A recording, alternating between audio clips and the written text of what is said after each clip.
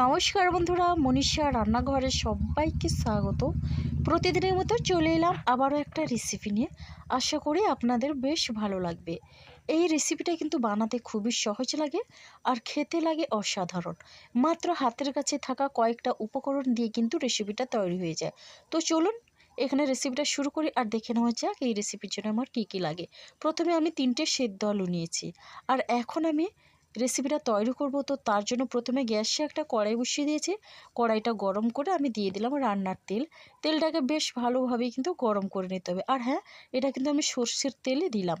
এরপরে দেখুন তেলটা গরম হয়ে গেছে আর এখন আমি দিয়ে দিচ্ছি এখানে 1/2 চামচ পরিমাণে গোটা সাদা জিরে।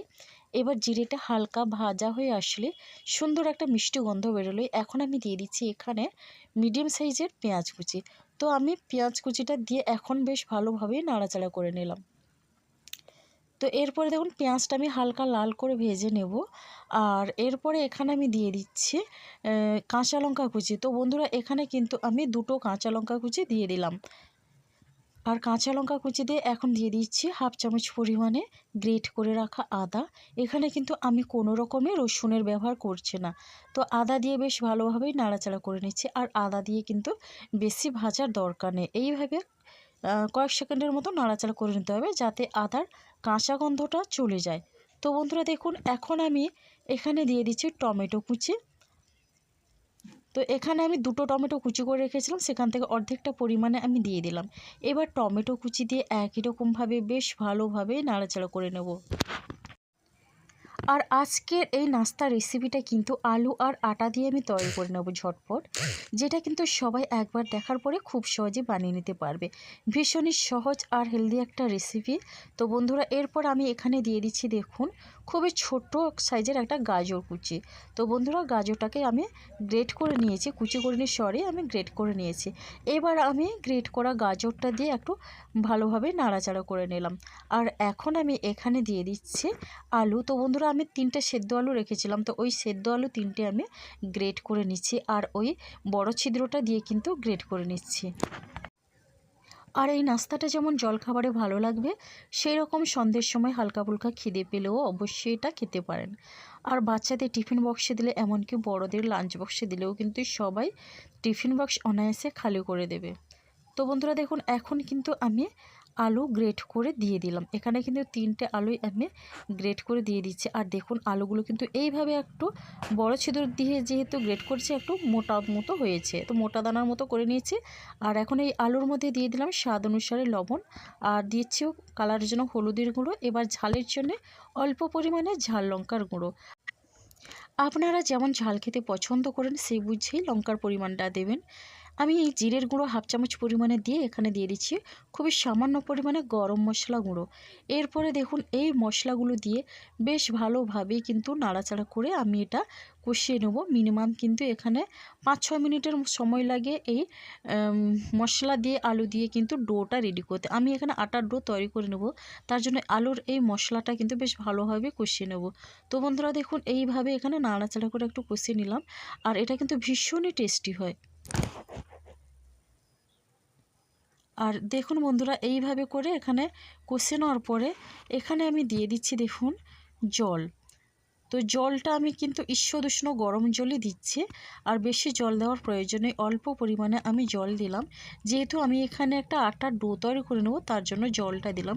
শুধু আলু দিয়ে কিন্তু শুকনো শুকনো অবস্থায় ডোটা তৈরি করা যাবে না, এই জন্য আমি অল্প পরিমাণে এখানে জল দিলাম।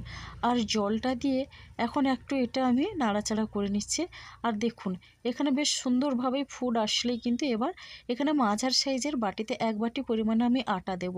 অর্ধেকটা পরিমাণে আমি আটা দিলাম আর বাকি আটাটা কিন্তু আমি পরে দেব। এখন আমি আটা দিয়ে বেশ ভালোভাবে নেড়েচেড়ে মিশিয়ে নিচ্ছি। একসঙ্গে কিন্তু আমি বেশি আটার বা সব আটা আমি দিলাম না, অল্প অল্প আটা দিয়ে কিন্তু এটা মিশিয়ে নিয়ে সুন্দর একটা নর্মাল ডো তৈরি করে নিতে হবে। তো বন্ধুরা দেখুন এখন বাকি আটাও দিয়ে দিলাম আর আটা দিয়ে আমি আবারও বেশ ভালোভাবে মিশিয়ে নিচ্ছি। আটা আলুর এই নাস্তাটি কিন্তু ভীষণই সুন্দর লাগে আর অনেকটা কিন্তু মুখরোচক হয়, ভীষণ টেস্টি। তো এটা ডিনার হিসেবেও আপনারা খেতে পারেন। তো তো দেখুন বন্ধুরা, এইভাবে করে নাড়াতে নাড়াতেই কিন্তু আমার ডোটা প্রায় রেডি হয়ে এসছে।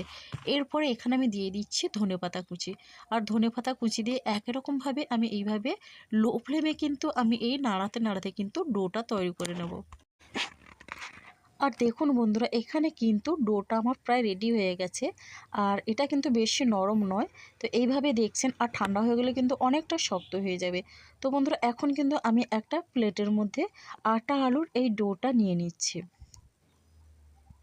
আর এখন আমি এই ডোটা নিয়ে 3-4 মিনিটের মতো কিন্তু ঠান্ডা করে নেব। তো এটা কিন্তু সঙ্গে সঙ্গে ফ্যানের তলায় রেখেও ঠান্ডা করে নিতে পারেন। তো দেখুন, এখন কিন্তু আমি ঠান্ডা করে নিয়ে এরপরে এখানে আমি বেশ ভালোভাবেই কিন্তু একটা ডো তৈরি করে নেব, এইভাবে হাতে মেখে মেখে। এখানে কিন্তু ডোটা বেশ ভালোভাবেই রেডি করে নিতে হবে, তাহলে কিন্তু নাস্তাগুলো অনেক ভালো হয় খেতে। তো বন্ধুরা দেখুন, এইভাবে করে আমি হাতের সাহায্যে এইরকম একটা শেপ নিয়ে নেব। তো প্রথমে আমি এখানে দিয়ে দিচ্ছি আটা, আর আটা দিয়ে হাতের সাহায্যে এইভাবে আমি একটু বড় রুটির মতো করে নেব। তবে এটা কিন্তু বেশি পাতলা করব না, আর বেশি মোটাও করব না। দু সাইডে কিন্তু এইভাবে আমি আটা দিয়ে একটু চেপে চেপে বড় গোলের রুটির মতো করে নেব। তো বন্ধুরা দেখুন, এইভাবে করে কিন্তু আমি বড় একটা রুটির শেপ নিয়েছি। আর এটা কিন্তু বেশি পাতলাও করিনি, আবার বেশি মোটাও করিনি। আমি এটা কেটে নেওয়ার পরে আপনাদের দেখিয়ে দেবো কতটা মোটা কিংবা কতটা পাতলা হয়েছে এই নাস্তাগুলো। প্রথমে দেখুন, আমি এই সাইডগুলো কেটে একটা মাঝখানটা একটা বড় চৌকো শেপ নিয়ে নিলাম। এই যে রুটির এই সাইডের অংশগুলো, এগুলো কিন্তু আমি ফেলে দেব না, এগুলো দিয়ে কিন্তু আবার পরে এই রকম টিফিন আমি বানিয়ে নেব। তো বন্ধুরা দেখুন, এখন কিন্তু ছুরি দিয়ে আমি এইভাবে কেটে নিচ্ছি। আমি কিন্তু এখানে 4 পিস করেছি। আর দেখুন, এইভাবে আমি পাতলা রেখেছি, বেশি মোটাও না আবার বেশি পাতলাও না। তো এই রকম করে এখানে প্রথমে আমি 4 পিস তৈরি করে নিয়েছি। তো আমি প্রথমে এই 4 পিস ভেজে নেব, তারপরে কিন্তু আবার বাকিগুলোও তৈরি করব। গ্যাসে প্যান বসিয়ে প্যানের মধ্যে আমি সাদা তেল দিয়েছিলাম। তেলটাকে গরম করে প্রথমে আমি এখানে 3 পিস দিয়ে দিয়েছি। আর দেখুন বন্ধুরা, এইভাবে উল্টে পাল্টে আমি লাল লাল করে ভেজে নিচ্ছি। আর এই সময় কিন্তু গ্যাসের ফ্লেমটা একেবারে মিডিয়ামে রাখতে হবে। মিডিয়াম ফ্লেমে রেখে এটা ভেজে নিতে হবে। তো প্রথম ভেজেই আমার 3টে হয়ে গেল, আর আমি তুলে নিচ্ছি। আর বাকি যেগুলো ছিল, বাকিগুলোকেও একই রকমভাবে আমি তৈরি করে নেব। এটা কিন্তু ভীষণই সহজ সরল একটা টিফিন রেসিপি। হাতে সময় কম থাকলে খুব অল্প সময়ের মধ্যে এটা তৈরি করে নিতে পারেন।